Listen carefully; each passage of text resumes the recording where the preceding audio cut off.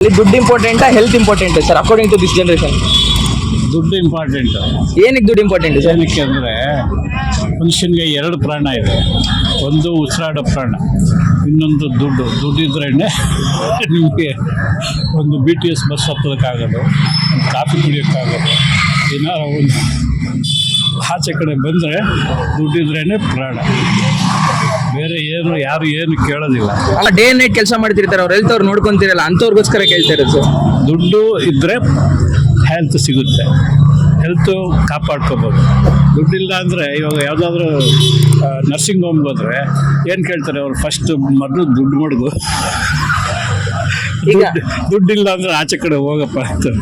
ಈಗ ನಿಮ್ಗೆ ಈಗ ದುಡ್ಡ ಲೈಫ್ ಅಂದ್ರೆ ಮನಿ. ಲೈಫ್ ಅಂದರೆ ಫಸ್ಟ್ ಮನಿ, ಆಮೇಲೆ health. Money can buy anything ಅಂತ. Money can not buy anything, but it buys something ಅಲ್ವೇ? ನೀವು ಈ ಜನರೇಷನ್ ಅವ್ರಿಗೆ ಏನು ಹೇಳಕ್ಕೆ ಇಷ್ಟಪಡ್ತೀರಾ ಸರ್? ಏನೋ ಒಂದು ಸಜೆಷನ್ ಕೊಡೋದಾದ್ರೆ? ಈ ಜನ್ರೇಷನ್ನವ್ರಿಗೆ ಯಾವ ಕೆಟ್ಟ ಅಭ್ಯಾಸಗಳಿಗೂ ಒಳಗಾಗಬಾರ್ದು ಅಂತ ಅಷ್ಟೇ.